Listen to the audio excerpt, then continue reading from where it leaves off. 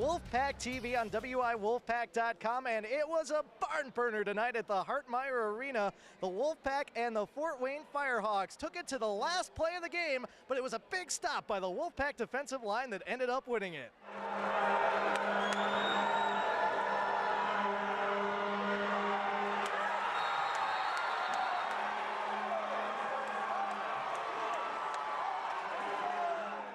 And that was the stop that won it. The Wisconsin Wolfpack win 33-32 as they hold the Firehawks down at the end of the game. We'll talk with some of the members of the Wolfpack defense in just a moment, but first to Nicole LeBlanc with some loyal Wolfpack fans.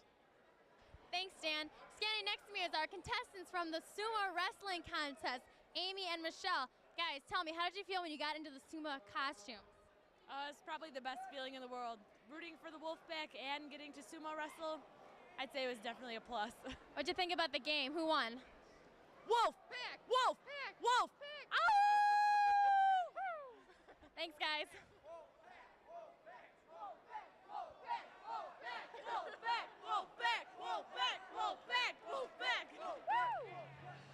Nicole LeBlanc here, and I'm standing next to Nicole. Nicole, how are you doing tonight? Good. Nicole, are you rooting for any specific person on the team tonight? I am Dan Soup Roberts. And how do you know Dan? He's my husband. Okay, do you come to a lot of the games? I come to them all. Okay, thank you for talking with us. Yeah. I have with me standing next to me Nathan, Nate, and Jamie, and they are here cheering for who? Wolfpack, baby! Wolfpack! #1, that's how we do it. You guys enjoying the game tonight? I love it all. I'm excited. #1's a man, #1. If you ever see him, he's a man. Yeah, thanks, guys. Yeah. Back to you, Dan.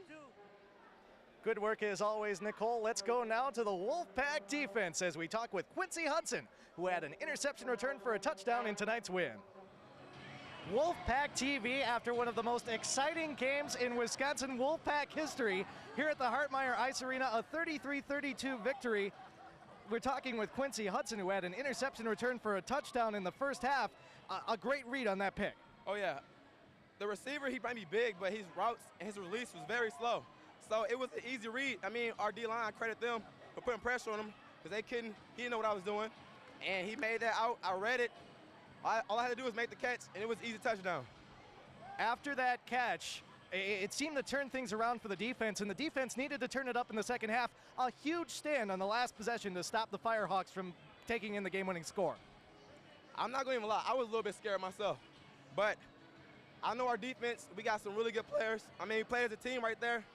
I mean, that's all it is, the heart, you know. So we come out here every game trying to give our fans something, you know, to look forward to, a W. And all I can say is right there, all it is his heart. All it is heart. Next week, Chicago, you got to keep the momentum going. How do you do it? You know, it start with practice. I mean, coming to practice, getting prepared for them, running their schemes, giving our offense look and our defense look. And we should go there prepared, and we should come out with a W too. Quincy Hudson, an interception return for the touchdown, and of course a big assist as the Wolfpack defense holds down the Fort Wayne Firehawks at the end of the game. Thanks for joining us on Wolfpack TV. Thank you. Wolfpack TV here with the big man, Kurt Ware. 2 weeks ago against these Fort Wayne Firehawks, you got Defensive Player of the Week honors in the CIFL as you shut out Fort Wayne. Tonight, they took you right to the wire, but it was a big play at the end of the game. What did you read on the big stop on the last run by Brandon Williams? I don't know. It's just Coach Biv called a great call. It was a pinch, so we all slid down inside. Now to see the running back get the ball, just got to go hard down the line. So it was Coach Biv.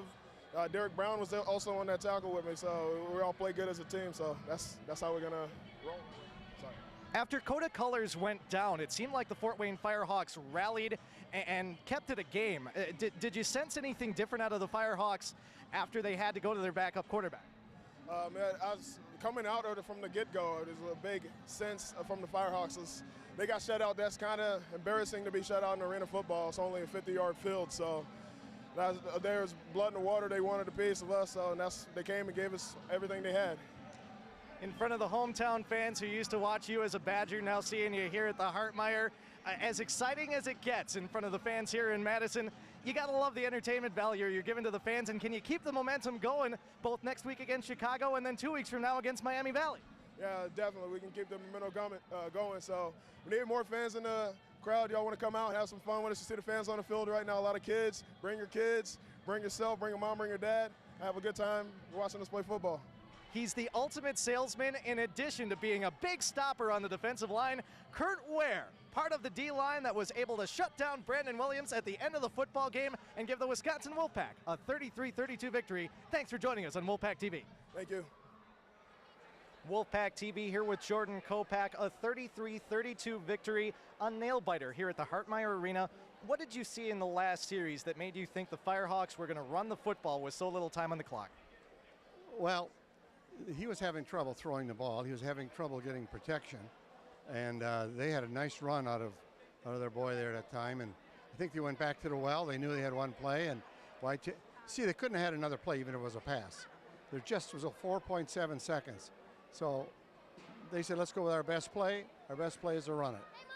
Some nervous moments tonight, but your defense comes through when it counts the most. We've already talked with Quincy Hudson and Kurt Ware. Again, turnovers and big stops when you need them the most. That's what won this game for you. If there's any one thing that tonight's game proved, a team like Fort Wayne that you shut out a couple weeks ago in Indiana comes in here and almost beats you. Any team can win in the CIFL. What do you expect next week out of a Chicago team that has struggled early on, but as we saw tonight, any team can beat anybody? Oh yes, there's no. I spent all week with our players telling them that we're not ready to play them, but they're ready to play us because we embarrassed them, and that's exactly what happened. They were here to have retaliation for the embarrassment. Well, the Chicago team has been pushed around a lot quite a bit, so you just can't do that. These are all good athletes, and they get embarrassed. Once they start gelling, we're going to have some problems. So they should be a good game next Saturday. 33-32, you get tonight to enjoy it. Coach Kopac, thanks for joining us again on Wolfpack TV. Okay, thank you. I don't know how much I enjoy it. I wish we had another 2 touchdowns. Sometimes the close ones are more fun for the fans, Jordan. Okay, thank you. That'll do it for this edition of Wolfpack TV after a 33-32 victory. Next week, the Wolfpack will head to Villa Park, Illinois to take on the Chicago Cardinals. Start time for that game in Illinois will be 7:30. For Wolfpack TV, Nicole LeBlanc, Mark Cook behind the camera, and everyone involved with the program, I'm Dan Pfeifer.